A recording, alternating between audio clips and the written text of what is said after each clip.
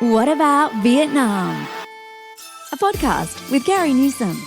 The series where Carrie talks with travellers about their experiences and adventures. Find out more about Vietnam from the people who have actually been there. What about Vietnam? Whether it's adventure, exploring the culture and cuisine, shopping, or just soaking up the sun. Let Carrie and her travellers pave the way for a magical holiday in Vietnam. What about Vietnam?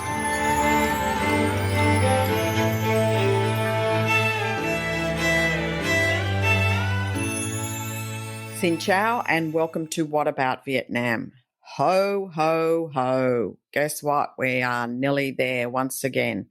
I wanted to take this opportunity as we wrap up for 2021 to wish you all a very Merry Christmas and a Happy New Year. I'm truly grateful to everyone that subscribes to the program, that writes reviews, that pops in and sends me messages, that is really supportive of the program, as it's a labor of love. I love doing it, and I get to meet some wonderful people as a result. I am hoping that I'm going to see you in Vietnam in 2022. Things are looking very positive for that to happen, at least in the second quarter as a tourist, with all the freedoms that we were accustomed to prior to the pandemic. We're going to wrap up this year with a destination episode, and our destination for today is Mui Ne. And you'll see Mui Ne, if you Google it, you'll see all these pictures of crazy sand dunes and dune buggies and kite surfing and beautiful beaches. It's just a little place of contrasts, but I guess more known for its beautiful beaches and an opportunity to really chill out and relax. I'm joined today by the lovely Nikki Cornish. Nikki Cornish was the general manager of the sailing club in Mui Ne. I caught up with her as she was taking up a new role with the Sailing Club Leisure Group in Ha Long Bay. But she was great to come on the program to talk about Mui Ne. She originally came there in 2018. She had an extensive background in the hospitality industry and was thrilled to take up that role as GM of Mui Ne. So she's been there since then. So she comes with, I guess, two sets of eyes, one as a tourist and then one as a local and an expat. She shares with us some great insights about the location, which I think you'll all find really handy to know about, because it is a destination that's about 4 hours out of Ho Chi Minh City, but very, very popular with your long-haul travellers who are looking for just a bit of respite before that long journey home. I hope you will have a fantastic 2022. Please, continue to follow the program, as I do really appreciate it. And I've got some great guests lined up for next year to talk about some really cool stuff to do and some great places to talk about. And, Vietnam is just one of those places that just keeps opening up to so many different things you wouldn't even believe. And that's kind of what makes it exciting and revealing all at the same time. So, Nikki, welcome to What About Vietnam? Great morning, Carrie. Thank you. And thank you very much for having me. Tell us a little bit about Mui Ne and, what we're seeing there, and is it all true? And so absolutely. I mean, Mui Ne is a beautiful little beach resort town on the southeast coast of Vietnam. It's about 200 kilometers from Ho Chi Minh City. And it really is it's an idyllic weekend getaway for guests that are coming from Ho Chi Minh or for, around the southern areas or wherever else they may be coming through from in Vietnam. And it is also a beautiful beach destination for international travelers as well. The pictures that you see of the beaches and the sand dunes, it's all there. And it's just a beautiful, for want of a better word, beach destination, somewhere you can really just get away from everything. Very simple life, but beautiful surroundings, especially if you like the outdoors. You like being on the coast. Monet is a perfect destination. Okay. So I think what challenges me when I first saw pictures was, how does a beach resort sit alongside sand dunes? You know, it looks like something like the deserts of Arabia in some of those images. So maybe explain to us a little bit about how one part of that location relates to the other. Sure. So Mui Ne is known as actually one of the sandiest areas in Vietnam, or an area with the most sort of prolific amount of sand. You have Mui Ne is mainly made up of a strip of resorts, restaurants, the sort of tourist section, and then you do have the sand dunes, but it's a short drive away. So, as an example, the white sand dunes are about 40 kilometers away from our resort, and the red dunes are about 20 kilometers. But you will see them even as you drive down the coastal roads, driving in and around Mui Ne. You can see just off the coast a lot of sand, a lot of the sand dunes. It's almost like a little mini desert setup, but you don't really feel that because you're obviously on the coast, and then it's very tropical as well. And do they, I think you and I spoke about the fact that you can go and visit these sand dunes. So what would be a typical kind of outing to visit the sand dunes? Correct. So the sand dunes, the red and white sand dunes, are very much one of the most popular tours and attractions to go and see in Mui Ne. There is also the fishing village, which is very popular because it's Mui Ne is based on local fishermen. That's how majority of the locals actually make their livelihood and support and feed their families. So you have the fishing village, and then there's another small tourist attraction called the ferry stream.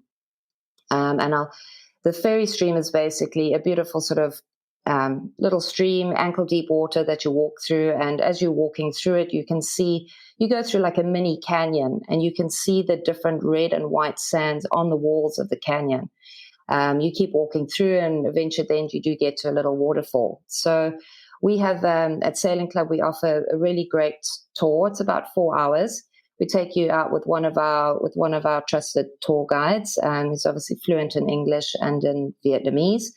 And you go off to the sand dunes in the morning, either for a sunrise or a sunset.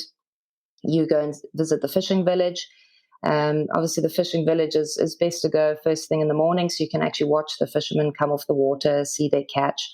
We take you through to the red dunes after that, and then around to the ferry stream to end off. So it's a great morning or afternoon tour where you can actually experience all those attractions within one tour. The sand dunes, they always recommend to do either a sunrise or a sunset tour because of, obviously it always makes things a lot more picturesque and a lot more beautiful. The tour is open to go at any time of the day. When you get to the white sand dunes, you have an option to either go up on a four-wheeler or an open-air Jeep. So they drive you up on the dunes.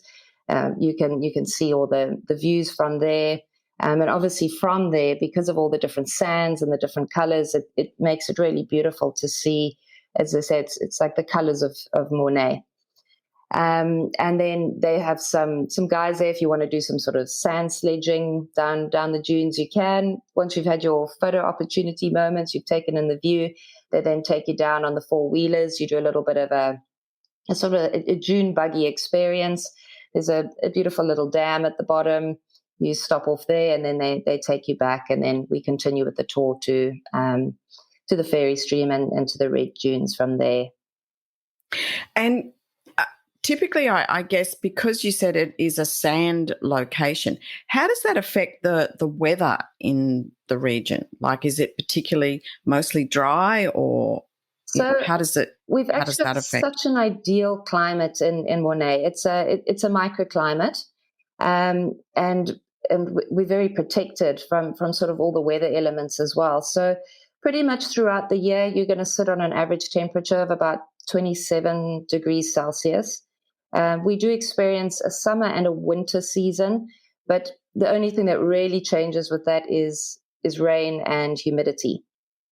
In saying that, Mui Ne is probably one of the driest regions in Vietnam. And when I say driest, there's, for those who know Vietnam, when it rains, there's a lot of rain. Vietnam has Yes. been known to be very wet. But the rainfall it's very moderate. We don't get a huge amount of rainfall where it affects your stay or affects your travel too much. So the weather is beautiful. It's really just it's consistent. It's constant throughout the year and just very, very pleasant. So, in other words, where normally we might recommend different months of the year for other regions of Vietnam, just to adjust, I guess, for certain people's likes and dislikes as far as, in the middle of the year, typically it's extremely hot. So you're saying that really any time of the year would be a good time to go to? It would be, and depending what your preference is. So our high season typically runs from end of October to end of April. A few reasons for that. One is the weather. It becomes our winter season, which again you're sitting on sort of 27 degrees, so it's not cold at all. But during those months there's no rain. The humidity completely drops or almost completely dissipates. And then that is also the season that we get very good wind. And I bring that in as a factor because Mui Ne is known as one of the top kite surfing destinations in Southeast Asia.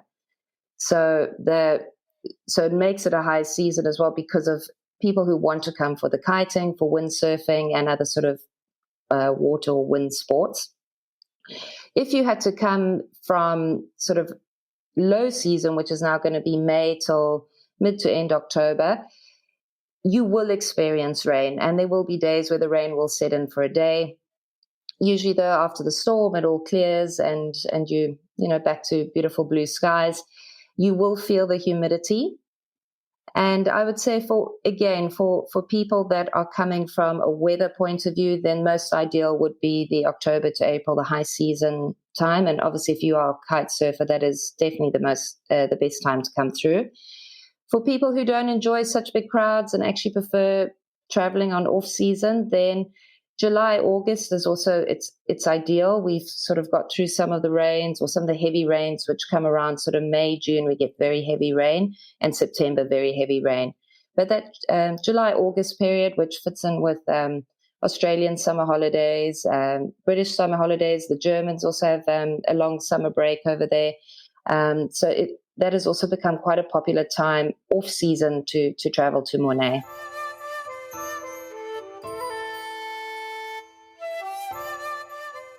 Okay, so I don't know which question to ask you first. Should I ask you a bit more about the kite surfing? I'm intrigued because I have a few friends who are into that, and they've never kind of really thought about Vietnam as a destination for this. And I said, well, hang about. I'm going to be talking to this lady who is right, I believe, in a location that it is a very top priority sport there. Correct. And, obviously pre-COVID, I mean, in high season, if you look out onto the sea, there's just hundreds of kite surfers out and enjoying the wind. It's very big at Mui Ne, and there's a lot of different kite schools. We have our own kite school at Sailing Club as well, so Sailing Club Kite School. So we offer kite surfing lessons that is from complete beginners to professionals. Any level, we have our guides and our instructors there to be able to teach you. We've got all the equipment. We also offer other water sports as surfing lessons, paddle boarding, kayaking. But it's definitely all about the wind. So a lot of people will travel to Mui Ne for that 6-month period, for different and pertaining to the kite surfing and the wind and the windy season. And they will either be coming through as foreign kite surfing instructors, or people that are able to take that's that just sort their of time passion. off. It's their passion, and they'll come for a whole high season, and they come there just to kite surf. Wow. There's also been a couple of big brands. Sorry, Kerry. There's also been a couple sort of big kiting brands that come out to once they've developed their new range and they're ready to launch for the next year, they come through and they do all their photography and they do their launch in Mui Ne. Okay, that's interesting. But traditionally, we said that it's the kind of destination to come to for ultimate relaxation. Like we talked a little bit, didn't we, about the fact that it's not a place with a heap of attractions. It's ideally a place to relax and chill out. Maybe talk to us about, who are your most common visitors? So for us, and I think everyone can agree, obviously within things have changed quite significantly during the pandemic. So we've kind of got two major sectors. We've got pre-COVID and we've got during COVID.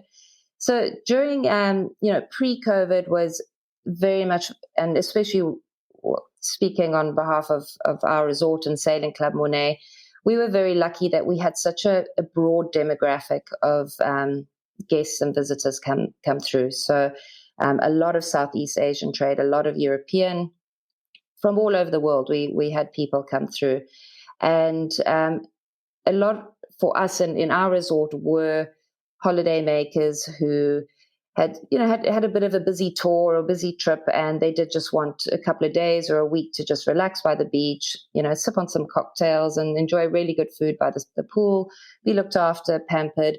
So that would be our mainstream of guests. Now, obviously, during COVID, we've been the domestic market is what we've had to rely on.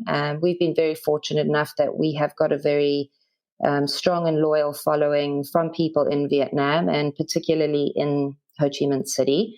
So we have a lot of our regular guests that come through, regular return guests that come every sort of 2-3 weeks. They stay with us for sometimes 2, 3, 4 weeks. And again, varying very much on people that just want to get away from the city and come and relax, and those who want to kite surf.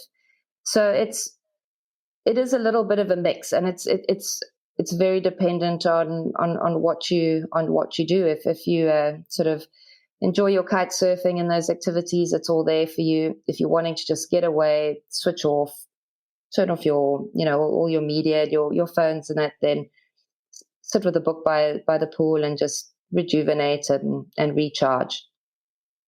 Yeah, and I really like that idea of finishing off a trip before you go home in a place like that, because sometimes it can be all rush, and, you're trying to cover a lot of places, and, people by the time they end up at the airport to depart for their long-haul flight back to Europe or US or Australia, they're absolutely exhausted. So it's probably a good idea to finish off in a place like that, because it kind of leaves you with that nice, beautiful feeling rather than that, gosh, I wish we'd had more time kind of feeling.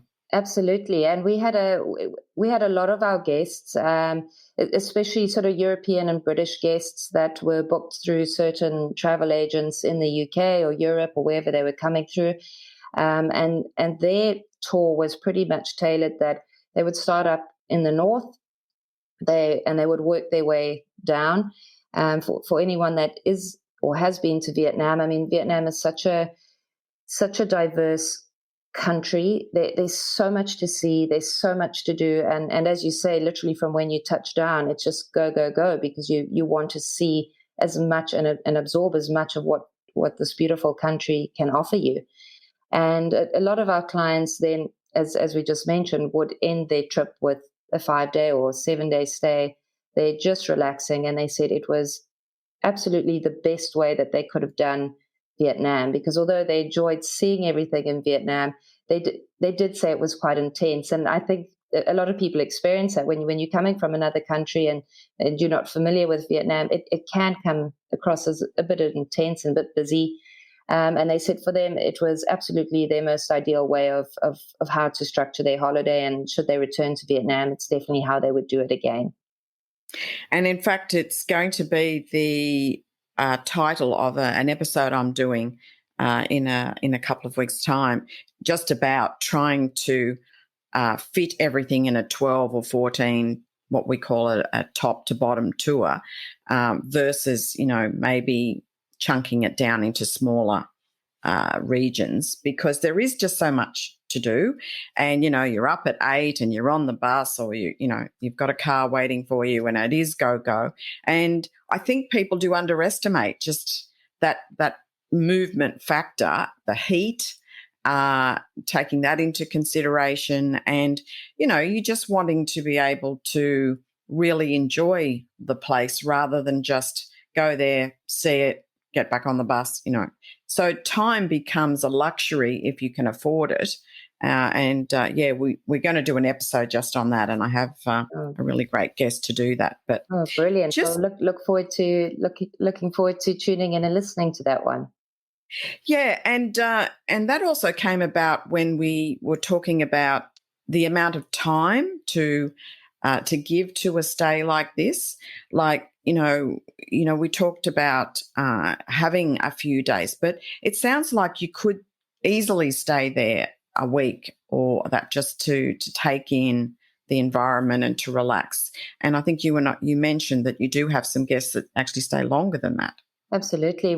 We have guests that, we obviously have short stay guests come in sort of 1 to 3 nights. Those are people that are, on a little bit of a tight schedule. They're trying to see as much of Vietnam as they can in their sort of week or sort of 2-week stay.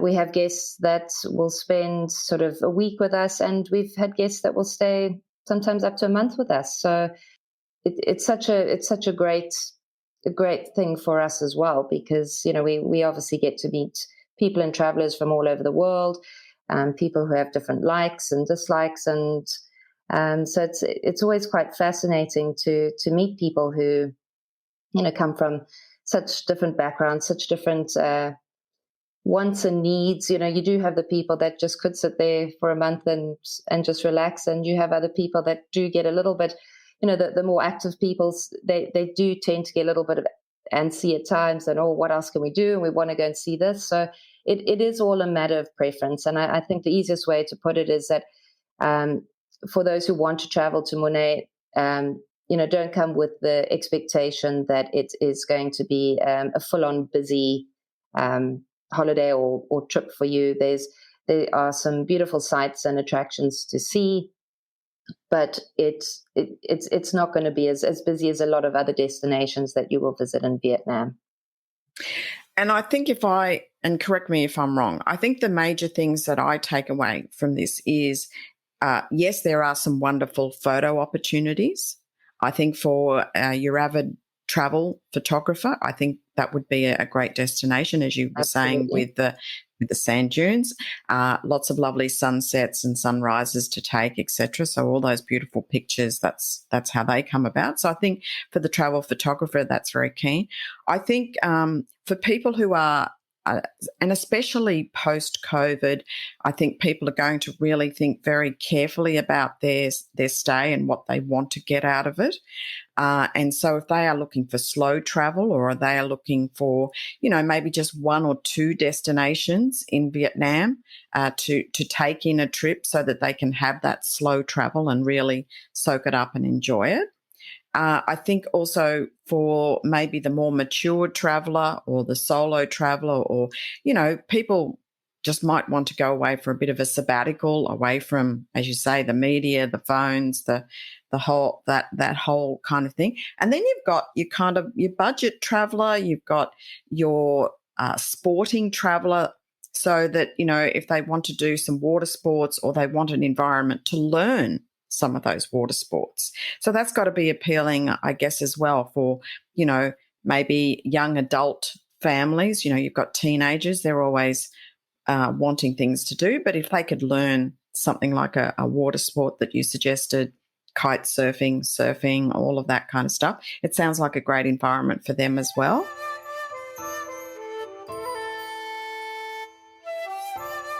So maybe just talk to us a little bit about the kind of budget, that is good to allow for a stay. Say maybe, a 3 or 4 night stay from where you are to kind of the other end. Sure. So one of the beauties of Mui Ne is it actually caters to anyone on all on all budgets.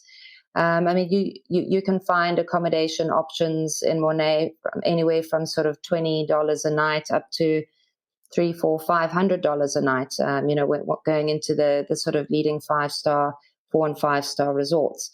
Same goes for your sort of food and beverage costs. And Vietnam in general is, compared to first world countries and to the rest of the world, is generally it's pretty cheap, affordable, or very affordable.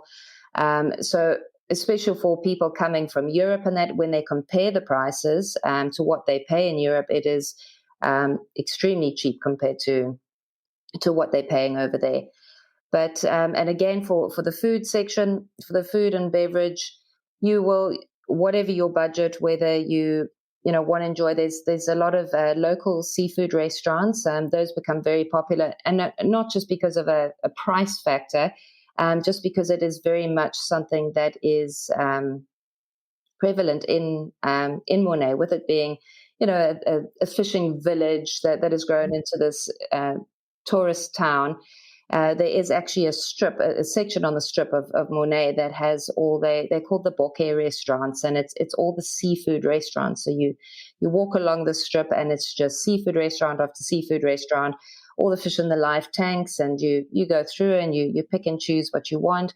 Obviously very local, so a lot of the Vietnamese flavors done all the local way, and it's actually pretty crazy the prices that you would pay. It's for you're paying for beautiful fresh seafood, as well as an ultimate local dining experience that you wouldn't be able to experience in many other places of the world. So that is definitely something I would recommend when you are in Mui Ne. Definitely go and give one of those seafood restaurants a try. And for those who do prefer sort of a more fine dining, there are some beautiful restaurants in some of the resorts. Our Sandals restaurant, which is the restaurant within our resort, is very well known, not just in Mui Ne, but actually in Vietnam. We've got a very good reputation for great food, beautiful location, great wine list. The only thing I would say that maybe in terms of pricing, that might be a little bit sort of off kilter when you compare pricing within the rest of Vietnam is maybe sort of on your alcoholic drinks, your wines and cocktails. That's just because they all alcohols and that are obviously imported into the country. So you would probably expect to pay maybe not the same as what you would in Aussie or in Europe, but it would be a little bit less. But it's definitely not as cheap as sort of the food side. Absolutely. In terms of activities and getting around, very, very affordable. So I would just, you can tailor make your holiday in Mui Ne to whatever budget you have. I would suggest work with or decide on what your budget is, and then you can work back and find the right accommodation option, the right tour option for you. Yeah, I agree.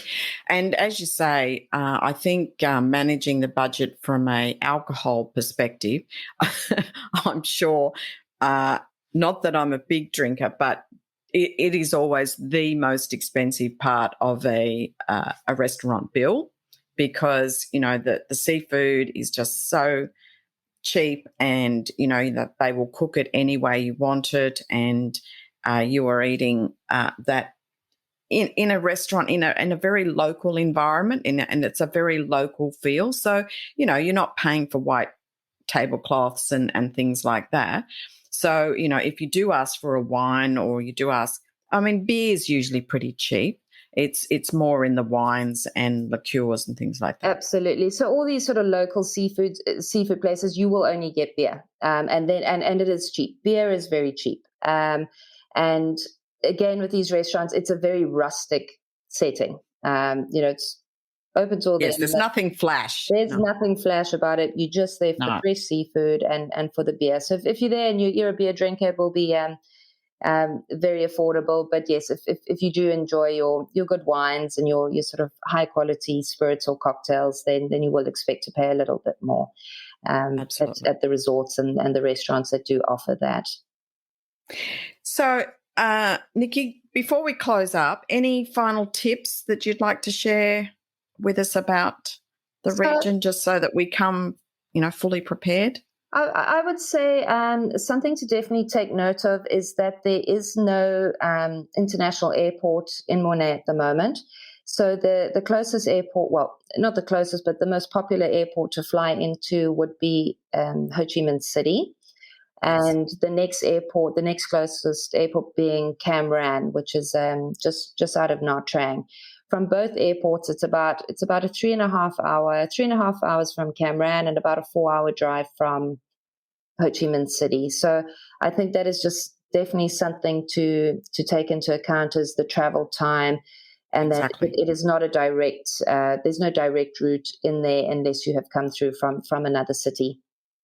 There is talks that possibly at a later stage an airport might be built, and they are talking about extending the expressway, which will make the travel time from Ho Chi Minh City into Mui Ne a little bit quicker. There is also the train option. The train option is a 4-hour train ride from Ho Chi Minh City. A lot of people actually recommend it. They say it's very comfortable, especially if you hire yourself a private sort of 4-bed compartment or cabin, especially, and if you're traveling with children. I know people like to do that because the kids can also, they can have a rest, entertained and have a rest. So and you can move around. Absolutely. So definitely factor in the travel time. Yeah, and I've had a lot of people say they prefer the train because they can get up and move around, and they can have some snacks and a cold drink, and they don't have to stop the car. The car, or a private car, definitely is the other way, I think. Absolutely. But train is and much cheaper. The train is much cheaper to get there. Look, it's been great to have you on the program, and for sharing with us your knowledge and your insights, etc. Because just before I finish, how long has Mui Ne been this popular? I've been going back and forth for about 14 years, and it really didn't come up on my radar until about the last 4 or 5 years, maybe.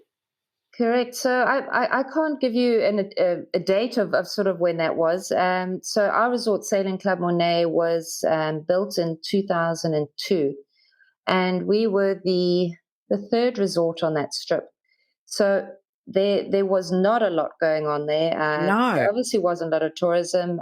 When speaking with the principal of Sailing Club Leisure Group, he said when he first got there wasn't even tarred roads. It was very much a dirt road slip with a lot of palm trees, and basically Sailing Club Mui Ne was the third resort. And I would say it would have been from sort of just before, probably about mid 2000s, that I think, and don't get, I stand to be corrected on this, but I would say from about the mid 2000s, things sort of started picking up and a lot more development. And talks now is that there's going to be huge development in that area. They are talking about building a lot of other big hotels. We are starting to see some of the construction in some of the areas sort of in and around the area. So I do expect that sort of post-COVID, there's going to be a lot more hotel options, a lot more resorts, and that it is going to expand and grow. And do you see any significant changes due to COVID? In a positive way, like moving forward, or positive or negative? Do you think they're going to actually change some, anything specific? So definitely, I mean, from a negative side, we have seen that Mui Ne, which once was such a bustling tourist town. I mean, any time of day there would be people walking on the street and people on bicycles, and all the shops and stands on the side of the road, and just always so much going on. Lots of people everywhere. Just a great little resort town. Bustle going on. Obviously, with COVID, as a lot of people would have seen and experienced, that things have obviously got a lot quieter. Unfortunately, Some of the shops and the businesses have had to close temporarily. Yes. I do believe that once international travel and that starts coming back, those businesses will be revived. I think from on a positive note, I think for the companies or business owners that have a vision for hospitality and for building large-scale resorts, this has been a fantastic time for them to be able to come in and to be able to achieve that and prepare ready for when international travel recovers. Back. And it's also for those who have wanted to do renovations and get things back on track. It has provided a little bit of downtime to be able to do the necessary TLC jobs and maintenance and renovations that people have possibly been planning. Yes, and I've heard that from quite a few people. It's been a chance to, revive and regenerate, and, some of the forests and that have had a chance to breathe. We were getting to a stage of over-tourism in some areas in Vietnam just pre-COVID. So, maybe tourism, when it does come back on, it's going to come back on a little bit more responsibly and thoughtfully for the environment moving forward. So, that is a positive. I do feel for a lot of the small business owners that have suffered out of this, but hopefully they can regenerate also with tourism coming back on. Anyway, Nikki, thank you very much for being on the show. It's been great to chat, and I've certainly learned a lot more about it, and I hope everyone listening has as well.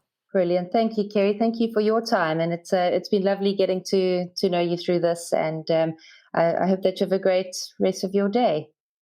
Thanks very much. Take care. Thanks. Thank you for listening. Check out the episode notes for more information. What about Vietnam? Don't forget to subscribe, rate and review, and stay tuned for more fun adventures in Vietnam.